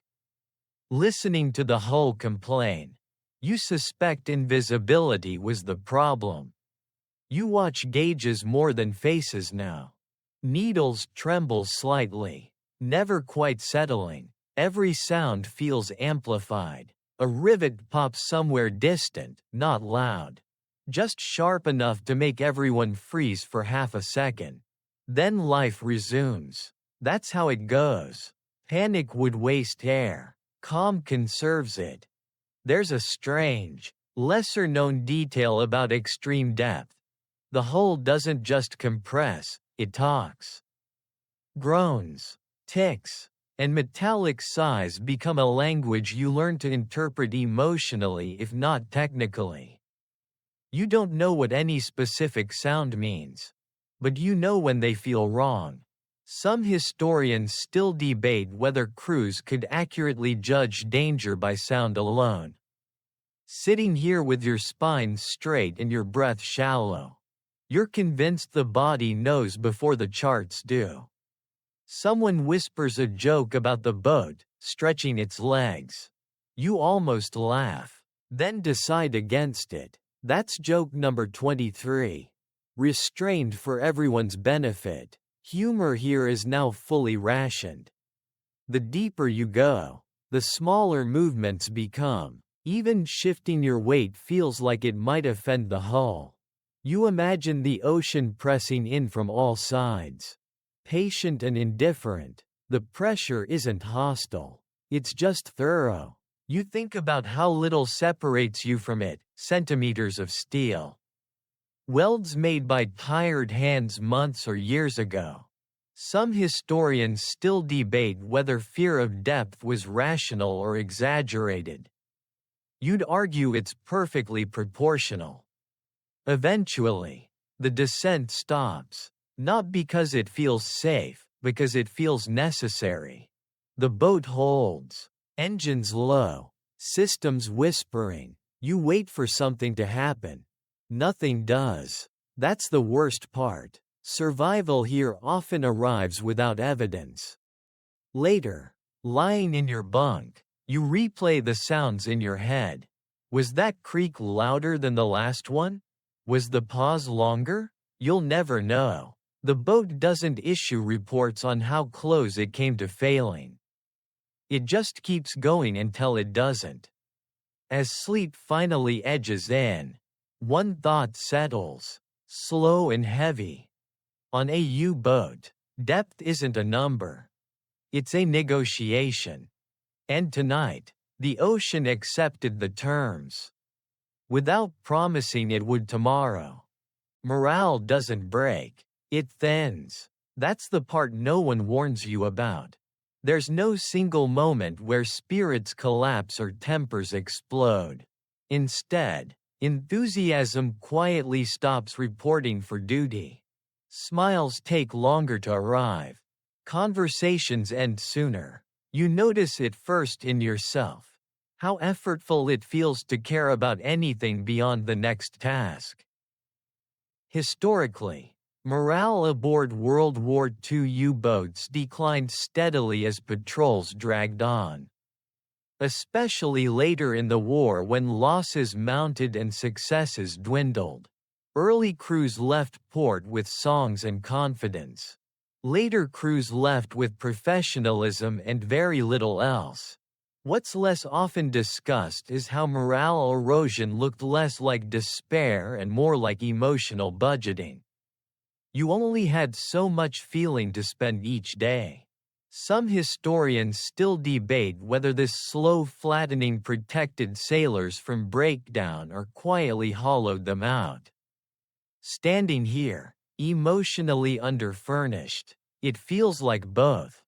You catch yourself responding later than usual when spoken to, not because you didn't hear, but because reacting feels optional now.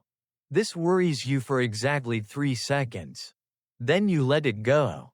Worry takes energy. Energy is for essentials. You're becoming efficient in ways that would alarm your past self. There's a strange, lesser-known detail about long patrols. Laughter didn't disappear, it changed. Jokes got shorter, drier, almost surgical. Punchlines were optional. Timing mattered less than recognition. Someone mutters a one-line comment about how the boat feels cozier every day. And no one laughs, but several people nod. That's joke number 24. And it lands without needing sound. The letters from home, if there are any, are old now. Weeks behind reality. Reading them feels like peeking into a life that no longer runs on the same operating system. You fold the paper carefully. Not because it matters structurally, but because ritual matters. Some historians still debate whether contact with home improved morale or made absence more painful. For you, it does both at once, which feels impressively unfair. You notice small frictions between crew members rise and fall without ever boiling over. Someone takes your spot, someone forgets a routine, someone sighs too loudly. None of it escalates. Conflict here isn't resolved, it's avoided.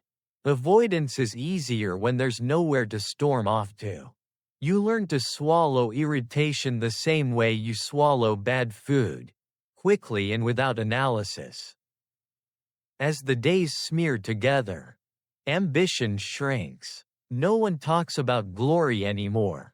Success is defined narrowly now, no damage, no casualties. Another day. Historically, many late-war U-boat patrols returned without firing a shot.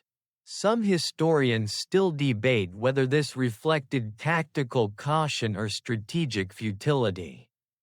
You don't debate it, you just hope the pattern holds. When you lie down at night, exhaustion feels different. It's not the sharp tiredness of effort. It's the soft, pervasive fatigue of sustained alertness. You're tired of listening, tired of waiting, tired of caring just enough to stay alive. Sleep comes more easily now. But it's lighter, thinner, like it doesn't want to stay long. And as your eyes close, one quiet realization settles in, not with sadness but with clarity. On a U-boat, morale doesn't fail loudly. It fades politely. And once it's gone, you don't miss it. Because missing things requires more energy than you can afford. You stop assuming there will be a return. Not consciously, not dramatically. The assumption just loosens. Like a knot you didn't realize you'd been tightening every day. At first, you thought of this patrol as a loop, out, then back. Now it feels more like a line that might simply end wherever it feels like stopping. Historically, not every U-boat patrol ended with a homecoming. Losses increased sharply as the war progressed, and many boats vanished without witnesses, wreckage, or explanation. What's less often talked about is how crews knew this. Not statistically, but intuitively. Empty bunks at departure. Familiar names missing from rumors.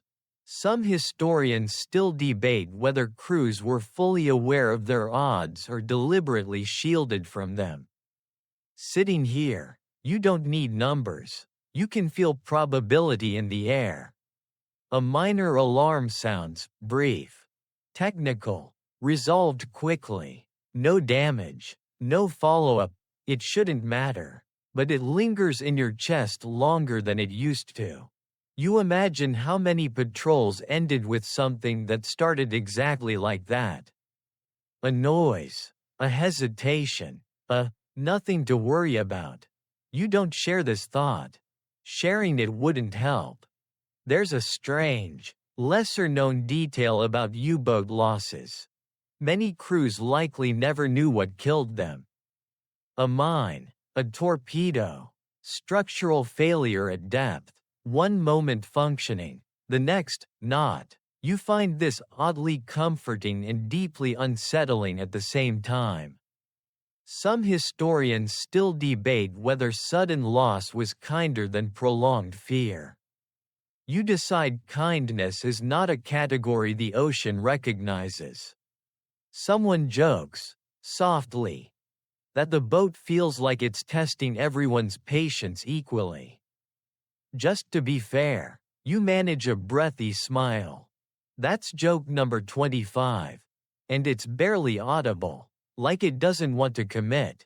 Humor hasn't vanished, it's just tired. As hours pass, you realize how little you plan anymore. There's no mental image of stepping back onto a dock. No fantasy of rest or reunion. You focus on systems, on routines, on the next check, the next instruction. This narrowing feels protective. Hope is expansive. Expansion is dangerous here. Some historians still debate whether loss of future-oriented thinking was a warning sign or a coping mechanism. For you, it feels like efficiency. The boat surfaces briefly at night. You don't go up. You don't need to. Someone else will handle it. You catch a draft of cold air and a glimpse of stars through an open hatch. They look unreal, like a backdrop painted by someone who's never been inside steel for weeks at a time.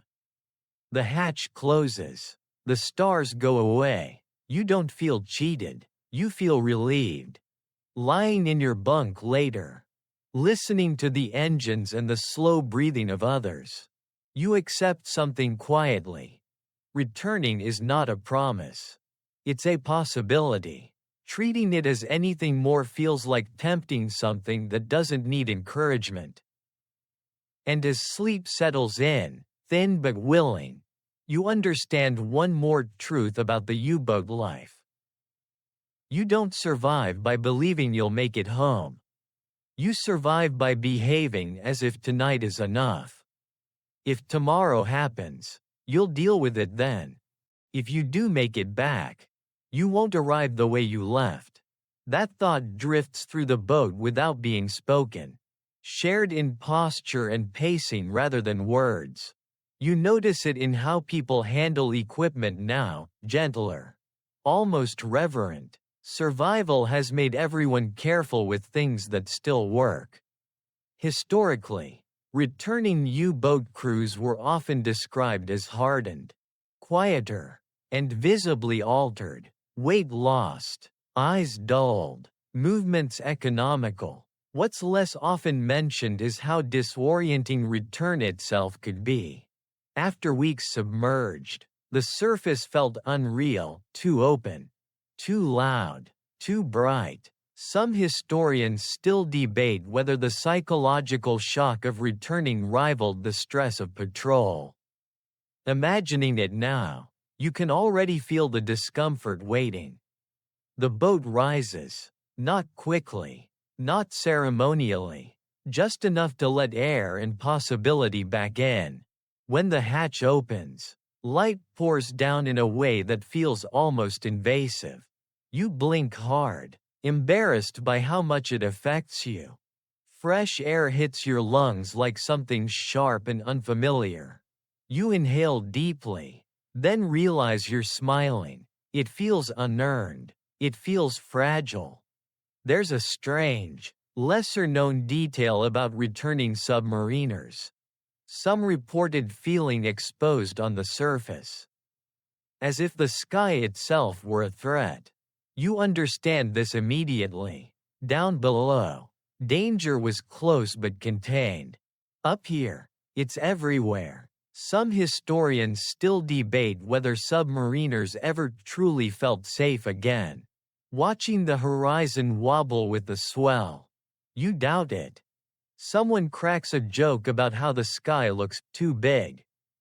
You laugh quietly. That's joke number 26. And it lands because it's exactly right. The world has expanded faster than your mind can follow. You don't rush to meet it. As the boat makes for home waters, routine loosens slightly. Not enough to celebrate, just enough to breathe. Conversations return in fragments. Someone hums a tune they can't quite finish. You sit with your back against the hull and let the engines do the thinking for you. When land finally appears, distant, unconvincing, you don't feel triumph. You feel cautious relief, like someone approaching a room they haven't been in for a long time. Home, it turns out, is another environment you'll have to adapt to. Some historians still debate whether submariners ever fully readjusted. You're already guessing the answer. As night falls and the boat continues forward, you lie down for what might be the last time in this steel corridor. It feels smaller now, not because it changed, but because you did. And as sleep takes you, one truth settles gently, without fanfare. Surviving a U-boat patrol doesn't make you proud. It makes you careful. Careful with space. Careful with sound. Careful with the idea of safety itself. Tomorrow, you might step back into the world. But the boat will still be with you. Quiet, patient, and very hard to forget. People will ask you about it later. Not now, later. When you're dry, fed, and technically safe, they'll ask what it was like. And you'll pause longer than they expect. Not because you're choosing words, but because you're trying to remember which version of yourself is allowed to answer.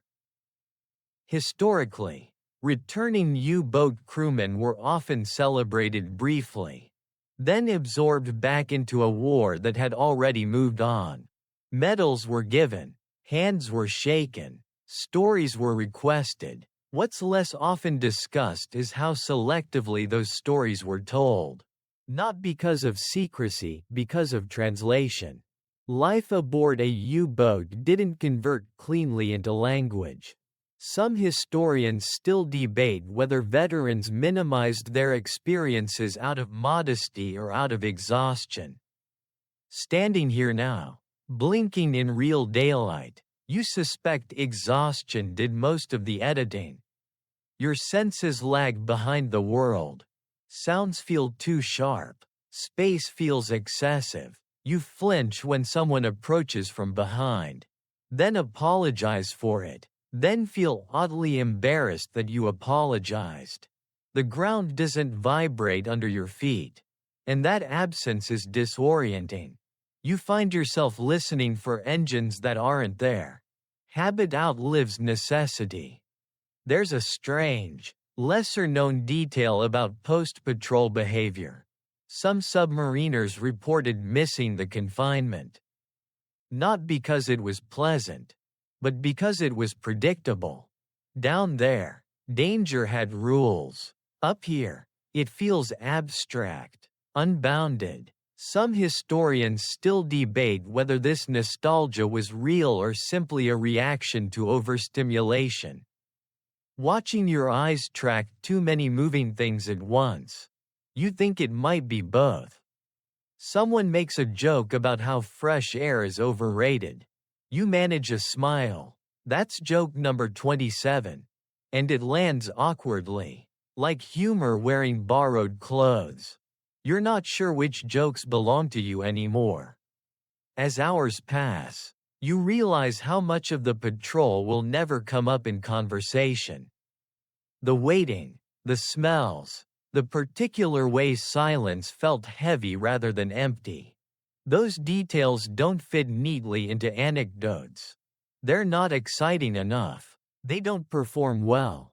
Some historians still debate how much everyday experience is lost when history favors events over endurance. You're already watching yours slip quietly out of frame. When night comes, sleep doesn't arrive easily. The bed is too soft. The ceiling is too far away. You wake once, disoriented, expecting metal inches from your face and finding air instead.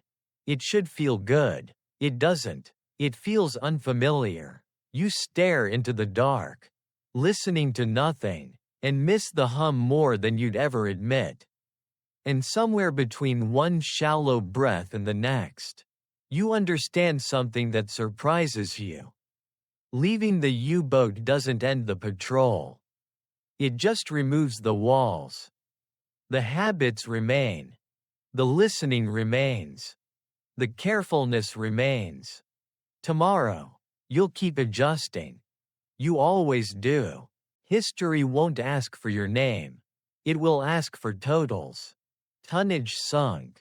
Patrols completed. Boats lost. The math is clean, even when the reality never was. You realize this as you listen to officers talk numbers with clipped efficiency. Voices already turning your experience into something countable.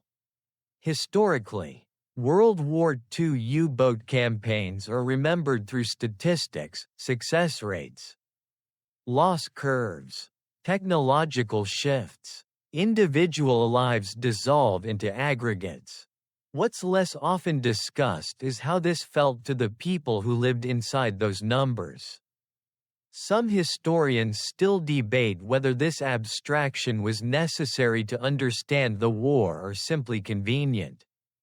Standing here, boots dry at last, you feel yourself being simplified in real time. You hear your patrol summarized in a few sentences. Accurate, incomplete. The waiting becomes a line break. The smell becomes nothing. The nights blur into extended operations. You nod along, not correcting anything, because correction would require unpacking experiences that don't want to be unpacked. Besides, no one asked for that level of detail. There's a strange, lesser-known truth about war records. They remember outcomes better than processes. The things that kept you alive, small adjustments, quiet decisions, shared restraint, rarely make it into reports. Some historians still debate how much survival depended on skill versus luck. You don't feel qualified to answer. You only know both were present, and neither asked for credit. Someone cracks a light joke about becoming a footnote. You smile politely. That's joke number 28. And it lands with a shrug. Being a footnote sounds almost generous compared to the alternative. At least footnotes exist. As the days pass, you notice how quickly the world resumes its pace without you. New missions are planned. New boats depart. The war doesn't pause to debrief your nervous system. You're offered rest, paperwork, maybe another assignment. You realize how easy it would be to step back into routine. How the structure could pull you in before you finish processing what just happened. Some historians still debate whether repetition dulled fear or simply postponed it. Watching yourself consider the familiar pull of schedules and orders. You think postponement has a strong case. You catch yourself describing the patrol as fine. Not because it was, but because the word ends conversations efficiently. People accept it. They move on. You don't blame them. Everyone here is carrying something they haven't named yet. At night, you replay moments that will never appear in any ledger. The way silence felt heavier than sound. The way the hull seemed to listen back. The way your body learned new limits without consulting you. These memories don't ask to be remembered loudly. They just show up, uninvited, when the world is quiet enough to hear them. And as you lie there, watching the ceiling that no longer presses down on you, one understanding settles with calm inevitability. History will remember the war without you. You will remember the war without history. Tomorrow, the numbers will keep moving. You'll move too. Just more carefully than before. You notice the quiet first. Not the comforting kind, the empty kind. The kind that doesn't press back when you breathe. The kind that doesn't hum, vibrate, or warn you when something is wrong. It takes a while to realize that this quiet is what most people call normal. You lie still, letting the world exist without requiring anything from you. No gauges to check, no orders to anticipate, no metal inches from your face. Your body doesn't believe it yet. It stays ready, just in case. Old habits don't leave politely. Historically, many submariners described the period after patrol as stranger than the patrol itself. The danger was gone, but the vigilance lingered. Some historians still debate whether this was trauma or simply deep conditioning. Right now, it doesn't feel like either. It feels like an echo, sound continuing after the source has stopped. You replay fragments without effort. The weight of the air. The patient pressure of the ocean. The way silence meant danger and noise meant safety. They drift through you slowly, softened by distance, like images seen through thick glass. You don't push them away. You don't chase them either. You let them fade at their own pace. Your breathing evens out, shoulders loosen, muscles finally receive permission to stand down. The tension that lived in you for weeks uncoils gently. Strand by strand, there's no release moment, just gradual quiet. You realize something important now. Something calm and unafraid. You wouldn't have survived a World War II U-boat. Not because you're weak, but because survival there demanded becoming someone else. Someone narrower, quieter, more patient with fear than hope. You let that version of yourself rest now. The hum fades completely. The steel dissolves into memory. The ocean recedes. Slow breath in. Slower breath out. The story loosens its grip. The night grows softer. Nothing is asking anything of you anymore. Sleep arrives without effort, like a tide that knows exactly where to stop. End of script. Sweet dreams.